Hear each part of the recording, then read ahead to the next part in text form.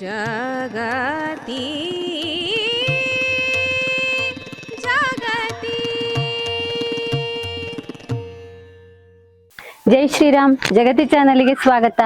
ಜಗತಿ ಚಾನಲಿನ ಉದ್ದೇಶಗಳಲ್ಲೊಂದಾದ ದೇವಸ್ಥಾನಗಳ ಪರಿಚಯದಲ್ಲಿ ಇಂದು ನಾವು ಶಿರಸಿಯ ಮರಾಠಿಕೊಪ್ಪ ಸಮೀಪದಲ್ಲಿರುವ ಅಂಜನಾದ್ರಿ ಶ್ರೀ ಶಕ್ತಿ ಮಾರುತಿ ದೇವಸ್ಥಾನದ ಬಗ್ಗೆ ತುಂಬಾ ವಿಷಯಗಳನ್ನು ತಿಳ್ಕೊಂಡು ಬರೋಣ, ಬನ್ನಿ.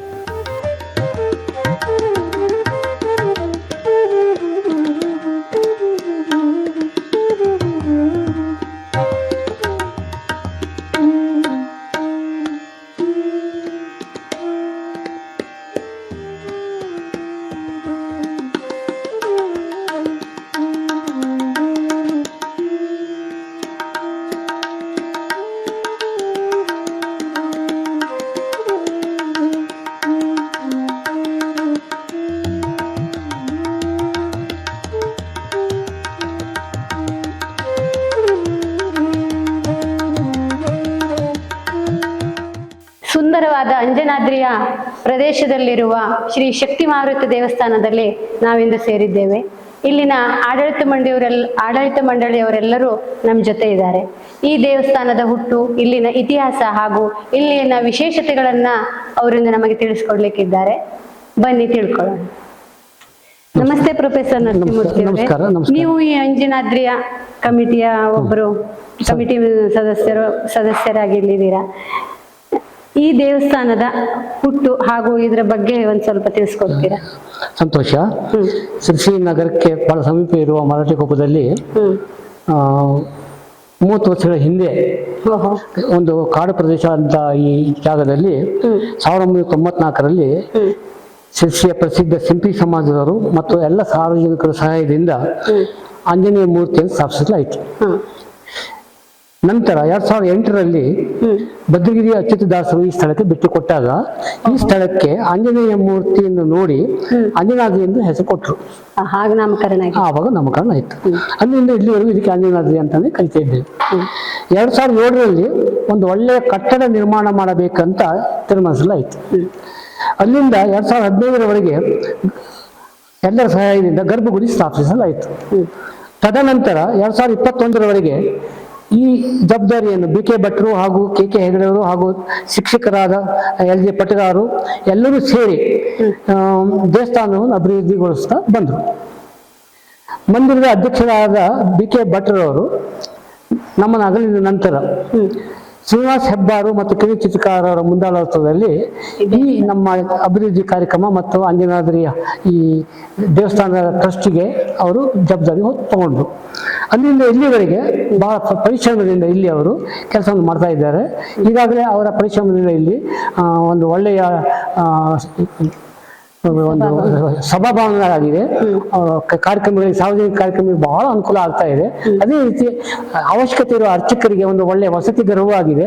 ಈ ರೀತಿ ಶಿರಸಿಯ ನಗರದಲ್ಲಿ ಈ ಅಂಜನಾದ್ರಿ ಮಾರುತಿ ದೇವಸ್ಥಾನ ತನ್ನ ಪ್ರತಿಷ್ಠಾಪನೆ ಮಾಡಿಕೊಂಡು ಪ್ರಸಿದ್ಧಿ ಪಡಿತಾ ಇದೆ.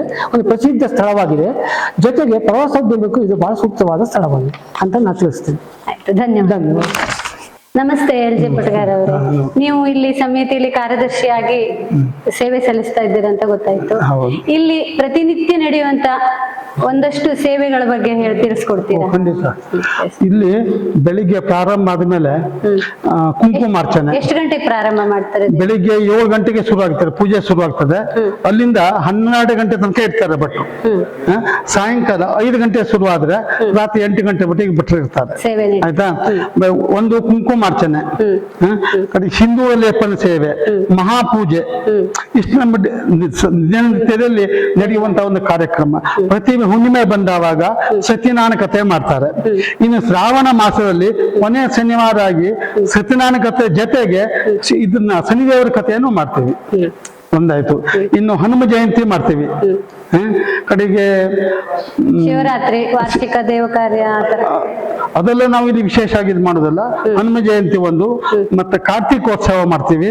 ಕಡೆಗೆ ವಾರ್ಷಿಕೋತ್ಸವ ಮಾಡ್ತೀವಿ. ವಾರ್ಷಿಕೋತ್ಸವಕ್ಕೆ ಜಾಸ್ತಿ ಇದಾಗೋದ್ರಿಂದ ನಮ್ಮ ಇವರು ಗೌರವಾಧ್ಯಕ್ಷರು ಹಾಗೂ ಅಧ್ಯಕ್ಷರು ಅವರೇ ನಮ್ಗೆ ಇದನ್ನ ಇಲ್ಲಿ ಹೆಲ್ಪ್ ಮಾಡ್ಬೇಕಾಗ್ತದೆ.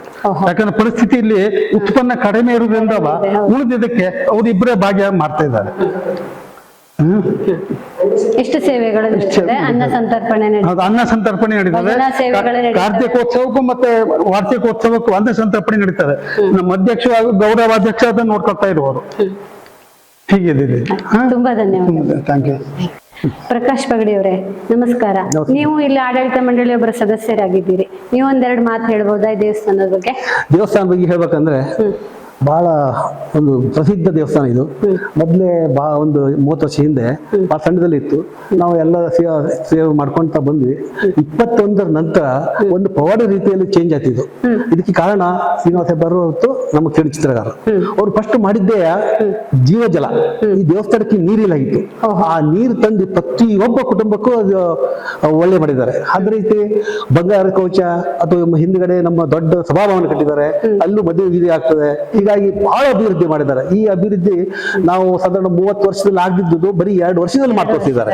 ಇದು ಅವರಿಗೆ ನಾವು ಹೇಳಿದ ನಮ್ಮ ಮಾರುತಿ ದೇವಸ್ಥಾನ ನಮಗೆ ಒಂದು ಕೃಪೆ ಅಂತ ನಾವು ತಿಳ್ಕೊಂಡಿದ್ದೇವೆ. ಮತ್ತೆ ಈ ದೇವಸ್ಥಾನ ಬಗ್ಗೆ ಹೇಳ್ಬೇಕಂದ್ರೆ ಬಹಳ ಸತ್ಯ ಇದೆ. ಯಾರು ಬಂದರೂ ಅದನ್ನು ಏನ್ ಕೇಳಿದ್ರು ಅವ್ನು ಕೊಡ್ತಾನೆ. ಇಷ್ಟು ಮಾತ್ರ ಹೇಳ್ಬಲ್ಲೆ. ಧನ್ಯವಾದ. ನಮಸ್ತೆ ಕಿರಣ್ ಚಿತ್ರಗಾರ ಅವರೇ, ನೀವು ಈ ದೇವಸ್ಥಾನದ ಕಮಿಟಿಯಲ್ಲಿ ಅಧ್ಯಕ್ಷರಾಗಿ ನಿಮ್ಮ ಸೇವೆಯನ್ನು ಸಲ್ಲಿಸ್ತಾ ಬಂದಿದ್ದೀರಿ. ನಾವೀಗ ಕೇಳಿದ್ವಿ, ತುಂಬಾ ನಿಮ್ಮ ಸಹಾಯ ಸಹಕಾರ ಈ ದೇವಸ್ಥಾನದಲ್ಲಿ ಇದೆ. ಅಂದ್ರೆ ನೀವು ಅಧ್ಯಕ್ಷರಾಗಿ ಇರೋದಕ್ಕಿಂತ ವೈಯಕ್ತಿಕವಾಗಿಯೂ ನಿಮ್ಮ ಸೇವೆಯಲ್ಲಿ ಅಭೂತಪೂರ್ವವಾದದ್ದು ಅಂತ ಕೇಳ್ಬೋದು. ಹಾಗೇನಿಲ್ಲ. ಈ ದೇವಸ್ಥಾನದಲ್ಲಿ ನನ್ನ ಆತ್ಮೀಯ BK ಭಟ್ರು ನಿಧನವಾಗಿದ್ದು ಮಾರನೇ ದಿವಸ ಇಲ್ಲಿ ಮೀಟಿಂಗ್ ಇಟ್ರು. ಮುಂದಿನ ಕಮಿಟಿಯನ್ನು ಹ್ಯಾಂಗ್ ನಡೆಸೋದು ಅಂತ ಹೇಳಿ. ಆವಾಗ ನನಗೆ ಆತ್ಮೀಯರಾಗಿದ್ದರು ಶ್ರೀನಿವಾಸ ಹೆಬ್ಬಾರ್. ನಾವು ಹೇಗಿದ್ದೇವೆ ಅಂದ್ರೆ ಒಂದು ರಾಮ ಲಕ್ಷ್ಮಣ ಹಂಗಿದ್ದೇವೆ. ನಾವು ಲೆಕ್ಕಾಚಾರದಲ್ಲಿ ಯಾವುದಕ್ಕೂ ಇಲ್ಲ. ಈಗ ಅವರು ಈ ದೇವಸ್ಥಾನ ಇಲ್ಲಿ ನಾವು ಬರೋ ಮುಂಚೆ 90% ಕ್ಕಿಂತ ಜಾಸ್ತಿ ಇದು ಇಂಪ್ರೂವ್ ಮಾಡಿದ್ರು. ಅದು ನಮ್ಮ ಹತ್ರ ಸಾಧ್ಯನೇ ಇಲ್ಲ. ಅವ್ರ ಮುಂದೆ ನಾವು ಹೊಗಳಬಾರ್ದು ಅದು ವಿಷಯ. ಹಾಗಾಗಿ ಅವ್ರು ಮಾಡಿದ್ದ ಸೇವೆ ಉಂಟಲ್ಲ, ಅದು ಅತೀ ದೊಡ್ಡದು. ಆದರೆ ಏನಂದ್ರೆ ಈ ದೇವಸ್ಥಾನವನ್ನು ಮುಂದೆ ನಾವು ಒಳ್ಳೆ ರೀತಿಯಿಂದ ನಡೆಸ್ಕೊಂಡು ಹೋಗ್ಬೇಕು. ಮತ್ತೆ ಎಲ್ಲಾ ದೇವಸ್ಥಾನದಲ್ಲಿ ಇರುವ ಪದ್ಧತಿಯಲ್ಲಿ ಭಟ್ರಿಗೆ ಮನೆ, ಇವರು ಸ್ವಂತ ಆಫೀಸ್ ಕಟ್ಕೊಟ್ಟಿದ್ದಾರೆ ನಮ್ಮ ಶ್ರೀನಿವಾಸ ಹೆಬ್ಬಾರ್ ಅವರು. ಎಲ್ಲದಕ್ಕೂ ಲೆಕ್ಕಾಚಾರ, ಇನ್ಕಮ್ ಟ್ಯಾಕ್ಸ್ ಫೈಲ್ ಹಿಡಿದು ಎಲ್ಲವನ್ನು ಪದ್ಧತಿ ಪ್ರಕಾರ ನಾವು ಮಾಡ್ತಾ ಇದ್ದೀವಿ. ಈ ವರ್ಷ ನಮ್ಗೆ ಇನ್ಕಮ್ ಟ್ಯಾಕ್ಸು ಹಾಕಿದ್ದಾರೆ. ನಾವು ಅದಕ್ಕೂ ಬೇಜಾರು ಮಾಡ್ಕೊಳ್ಳೋದಿಲ್ಲ. ಆದ್ರೆ ನನಗೊಂದು ಆತ್ಮೀಯರು ಇರುವವರೆಗೆ ನಾನು ಒಳ್ಳೆ ಸೇವೆಯನ್ನು ಮಾಡುತ್ತೀನಿ. ಅದ್ರ ಪ್ರಶ್ನೆನೇ ಇಲ್ಲ. ಧನ್ಯವಾದಗಳು ಸರ್. ನಮಸ್ತೆ ಶ್ರೀನಿವಾಸ ಹೆಬ್ಬಾರ್ ಅವರೇ, ನೀವು ಇಲ್ಲಿ ದೇವಸ್ಥಾನದ ಗೌರವಾಧ್ಯಕ್ಷರಾಗಿ ಸೇವೆ ಸಲ್ಲಿಸ್ತಾ ಇದ್ದೀರಿ. ಇನ್ನು ನಿಮ್ಮ ಪರಿಚಯ ಹೇಳೋ ಕೆಲಸನೇ ಇಲ್ಲ. ಹುಟ್ಟಿದ ಮಗುವಿನಿಂದ ಹಿಡಿದು 100 ವರ್ಷದವರೆಗೂ ನಿಮ್ಮ ಪರಿಚಯ ಆಗಿದೆ, ನಿಮ್ಮ ಸೇವೆ ಪರಿಚಯ ಇದೆ. ಆದರೂ ಇಲ್ಲಿ ನೀವು ಕಮಿಟಿಯಲ್ಲಿ ಇದ್ದೀರಿ. ನಮ್ಗೆ ಇವತ್ತು ಸಿಕ್ಕಿರೋದು ಒಂದು ಖುಷಿನೇ, ಸಿಗೋದೇ ಇಲ್ಲ. ನೀವು ಇಲ್ಲಿ ದೇವಸ್ಥಾನದ ಎಲ್ಲ ಕಾರ್ಯಗಳ ಬಗ್ಗೆ, ಇತಿಹಾಸದ ಬಗ್ಗೆ ಹೇಳಿದ್ರು. ಆದ್ರೆ ಮುಂದಿನ ಬೆಳವಣಿಗೆ ಬಗ್ಗೆ ನೀವೇನಾದ್ರೂ ಯೋಜನೆ ಹಾಕಿದ್ದೀರಾ? ಅಥವಾ ಮುಂದಿನ ಬೆಳವಣಿಗೆ ಮುಂದಿನ ಒಂದು ದಿನಗಳಲ್ಲಿ ಯಾವ ತರ ಈ ದೇವಸ್ಥಾನದ ಬಗ್ಗೆ ನಿಮ್ದು ಕಲ್ಪನೆ ಇದೆ ಅಂತ ಹೇಳ್ತೀರಿ? ಈಗಾಗಲೇ ಸುಮಾರು 30 ವರ್ಷದ ಹಿಂದೆ ಇದ್ರ ಒಂದು ಫೌಂಡೇಶನ್ ಇವರು ಹಾಕಿದ್ದಾರೆ ಹಳಬ್ರು. ಈ ನರಸಿಂಹಮೂರ್ತಿ ಇರ್ಬೋದು, ಪಟ್ಗಾರ್ ಇರ್ಬೋದು, ಕೆಕೆಗಡೂರು ಇರ್ಬೋದು, ಇವೆಲ್ಲ ಮುಂದಿನ ಪೀಳಿಗೆಗೆ ಇದೆಲ್ಲ ಒಂದು ಸಂಸ್ಕಾರ ಇರಬೇಕು. ದೇವರು ಅಂದ್ರೆ ಏನು ಅಂತ ಅವ್ರಿಗೆ ಗೊತ್ತಿರಬೇಕು. ಕೆಲವೊಂದು ಪವಾಡಗಳು ನಡೀತವೆ. ಅಂತ ಪವಾಡ ಈ ಒಂದು ಸ್ಥಳದಲ್ಲಿ ನಡೀತಾ ಇದೆ. ಅದೆಲ್ಲ ಹೇಳಿಕ್ಕೆ ಹೋದ್ರೆ ಬಹಳ ಸಮಯ ಹಿಡಿಯುತ್ತೆ. ನಾವೇನಾದ್ರೂ ಒಂದು ಒಳ್ಳೆ ಕೆಲಸಕ್ಕೆ ಹೋಗ್ಬೇಕಂದಾಗ ಬೆಳಗ್ಗೆ 5 ಗಂಟೆಗೆ ಈ ದೇವಸ್ಥಾನದ ಬಾಗಿಲು ತೆಗಿತಾರೆ. ಇವ್ರು ಕೆಲಸ ಮಾಡ್ಲಿಕ್ಕೆ ಶುರು ಮಾಡ್ತಾರೆ. ಅವನ್ನ ಬಂದು ಕೈ ಮುಗಿದು ಹೋಗ್ತೀವಿ. ಇದು ವಾಡಿಕೆ. ಈಗಾಗಲೇ ಸುಮಾರು ಅಭಿವೃದ್ಧಿಗೊಂಡಿದೆ. ಅರ್ಚಕರಿಗೆ ಮನೆ ಇರ್ಬೋದು, ಸಭಾಭವನ ಇರ್ಬೋದು, ಸುಮಾರಷ್ಟು ಒಳ್ಳೆಯ ಕೆಲಸ ಎಲ್ಲ ಅಭಿವೃದ್ಧಿ ಮಾಡಿದ್ದೀವಿ. ನಂತರ ಬೆಳಗ್ಗೆ ಬರ್ಬೋದು, ಸಂಜೆ ನೋಡ್ಬೋದು, ಸೂರ್ಯಾಸ್ತ ಇದೆಲ್ಲ ಅಷ್ಟೊಂದು ಚೆನ್ನಾಗಿ ಕಾಣುತ್ತೆ. ಇದು ಹೌದು, ತುಂಬಾ ಸುಂದರವಾದ ಪರಿಸರ. ಅದಕ್ಕಾಗಿ ಇದು ಅಂಜನಾದ್ರಿ ಅಂತ ಇಟ್ಕೊಂಡು ಹೆಸರು ಬಂತು. ನೀವು ಸುತ್ತಲೂ ಹೋಗಿ ನೋಡಿದ್ರೆ ಒಂದು ಏನು ಗೌಜಿ ಗಲಾಟೆ ಇಲ್ಲದೆ ಶಾಂತ ವಾತಾವರಣದಲ್ಲಿ ಮಧ್ಯದಲ್ಲಿ ನಾನು ತಿಳಿದಿರೋ ಪ್ರಕಾರ ಇಲ್ಲಿ ಒಂದಷ್ಟು ಮಕ್ಕಳು ಬರ್ತಾರೆ, ಅಂದ್ರೆ ಸನ್ಸೆಟ್ ನೋಡ್ಲಿಕ್ಕೆ ಅಂತ ಬರ್ತಾರೆ. ತುಂಬಾ ಚಂದ. ಬಹಳಷ್ಟು ಜನ ರಾಜಕಾರಣಿಗಳಿರ್ಬೋದು, ಸ್ವಾಮೀಜಿಗಳಿರ್ಬೋದು ಬಂದು ಈ ಜಾಗ ಭೇಟಿ ಕೊಟ್ಟು ಬಹಳ ಖುಷಿಯಿಂದ ಹೋಗಿದ್ದಾರೆ. ನಾವು ಕೇಳಿದಾಗೆ ಈಗ ಅಭಿವೃದ್ಧಿ ಏನಾಗಬೇಕು ಅಂದರೆ ನಮಗೆ ಮೊದಲು ಅಲ್ಲಿಂದ ಬರುವಂಥದ್ದು ರಸ್ತೆ ಸ್ವಲ್ಪ ಹಾಳಾಗಿದೆ. ನಾವು ಸುಮಾರು ಅಭಿವೃದ್ಧಿ ಕಳಿಸ್ತಾ ಇದ್ದೇವೆ. ಸರ್ಕಾರಕ್ಕೆ ನಾವು ಮನವಿ ಮಾಡಿದ್ದೇವೆ. ಹಾಗೂ ಕೆಳಗಡೆ ನಾವು ಸುಮಾರಷ್ಟು ಮಣ್ಣು ಹಾಕಿದ್ದನ್ನು ಎತ್ತರ ಮಾಡೋದ್ರಿಂದ ಪಿಚ್ಚಿಂಗಿನ ಅವಶ್ಯಕತೆ ಇದೆ. ಒಮ್ಮೆ ಮಳೆಗಾಲದಿಂದ ಜಾಸ್ತಿ ಮಳೆ ಆದರೆ ಏನಾದರೂ ಹಿಡಿದು ಬೀಳ್ಬೋದಾ, ಇದೊಂದು ನಮಗೆ ಭಯ ಇದೆ. ಹಾಗಾಗಿ ನಾವು ಆದಷ್ಟು ಸರ್ಕಾರದಿಂದ ನಾವು ಮಾಡಿಕೊಡ್ಲಿ ಅಂತ ಬಯಸ್ತೇವೆ. ಕೆಲವೊಂದು ತೊಂದರೆ ಆದರೆ ನಾವೆಲ್ಲ ಸಾರ್ವಜನಿಕ ಇಷ್ಟೊಂದು ಅಭಿವೃದ್ಧಿ ಮಾಡಿದ್ದೀವಿ, ಇದನ್ನು ಕೂಡ ನಾವು ಮಾಡ್ತೇವೆ. ಅದು ಆಂಜನೇಯ ಯಾವಾಗ ಪ್ರೇರಣೆ ಕೊಡ್ತಾರೆ ಅದು. ಇನ್ನೊಂದಂದ್ರೆ ನಾನು ನಿಜವಾಗ್ಲೂ ಆಂಜನೇಯನ ಭಕ್ತ. ಈ ಕೊಳಗಿ ಬಿಸಿರ್ಬೋದು, ಇಲ್ಲಿರ್ಬೋದು, ನನಗೇನು ಅವರು ಪ್ರೇರಣೆ ಕೊಡ್ತಾ ಇರ್ತಾರೆ, ಹೀಗೆ ಮಾಡಿ ಅಂತೇಳಿ. ನಾವು ಕಿರಣ್ ಚಿತ್ರಕಾರ ಅವರು ಇವರೆಲ್ಲ ಎಲ್ಲರೂ ದುಡ್ದವ್ರೆ. ಎಲ್ಲಿ ಒಬ್ರು ಇಬ್ರು ಅಂತಲ್ಲ, ಸಾರ್ವಜನಿಕರು ಎಲ್ಲೂ ಒಬ್ಬ 100 ರೂಪಾಯಿ ಕೊಟ್ಟರು ಕೂಡ 1 ರೂಪಾಯಿ ಕೊಟ್ಟರು ಕೂಡ ಅದು ಒಂದೇ, 1 ಲಕ್ಷ ಕೊಟ್ಟರು ಒಂದೇ, ಎಲ್ಲರದ್ದು ದುಡ್ಡು. ಸಾರ್ವಜನಿಕರ ಹಣದಿಂದ ಈ ಒಂದು ಒಳ್ಳೆಯ ಶಕ್ತಿಯುತವಾದ ಆಂಜನೇಯ ಇಲ್ಲಿ ನೆಲೆಸಿದ್ದಾನೆ. ಸರ್, ನೀವು ಹಲವಾರು ಪವಾಡ ಅಂತ ಹೇಳಿದಾಗ ನನಗೆ ಒಂದು ಯೋಚನೆ ಬಂತು. ಯಾವುದಾದ್ರೂ ಒಂದು ಚಿಕ್ಕ ಘಟನೆಯನ್ನು ಹೇಳ್ಬೋದಾ? ಘಟನೆ ಅಂದ್ರೆ ಈಗ ನಾವು ಸುಮಾರಷ್ಟು ನಾವು ಕೆಲಸಕ್ಕೆ ಹೋದಾಗ ಇಲ್ಲಿ ಬಂದು ಕಠಿಣ ಪರಿಸ್ಥಿತಿಯಲ್ಲಿ ಹೇಗೆ ಮಾಡೋದು ಅಂತ ಇದು ಕಷ್ಟ ಆಗತ್ತೆ ಅಂತ ನಾವು ಅದು ಹೇಗೆ ಮಾಡೋದು ಅಂತ ನಮ್ಮ ಮನಸ್ಸಿನಲ್ಲಿ ತೋಚದೇ ಇದ್ದಾಗ ಇಲ್ಲಿ ಬಂದು ನಾವು ಬೆಳಿಗ್ಗೆ ಕೈಕೊಂಡು ಹೋದ್ರೆ ಆ ಕೆಲಸ ಹಾಗೇ ಆಗತ್ತೆ ಅಂತ ನಮ್ಮ ನಂಬಿಕೆ ಇದೆ ಮತ್ತು ಕೆಲಸ ಆಗತ್ತೆ ಕೂಡ. ಇದು ನಮ್ಮೊಬ್ಬರಿಗಂತಲ್ಲ, ಕಿರಣ್ ಚಿತ್ರಗಾರ್ ಅವರಿಗೆ ಆಗಿದೆ, ಪಗಡೆಯವರಿಗೆ ಆಗಿದೆ, ಕೆಲವು ರಾಜಕೀಯ ವ್ಯಕ್ತಿಗಳಿಗೂ ಕೂಡ ಆಗಿದೆ. ಕೆಲವರು ಹೆಸರು ಬೇಡ, ಇಲ್ಲಿ ಬಂದು ಶುರು ಮಾಡಿದ್ದೇ ಇಲ್ಲಿ ಕೈ ಮುಗಿದು ಪ್ರಸಾದ ತಗೊಂಡು ಹೋದ್ಮೇಲೆ ಅವರಿಗೆ ಒಳ್ಳೇದಾಗಿದೆ. ಹಾಗಾಗಿ ಇದ್ರ ಪವಾಡ ಪ್ರತಿಯೊಂದು ಬಿಡಿಸ್ತಾ ಹೇಳಿದ್ರೆ ಸ್ವಲ್ಪ ಟೈಮ್ ಹಿಡಿಯುತ್ತೆ. ಹಾಗೆ ಇಷ್ಟೇ ನಾನು ಹೇಳೋದು, ಇಲ್ಲಿ ಒಂದು ಶಕ್ತಿಯುತವಾದ ಆಂಜನೇಯ. ನಾವು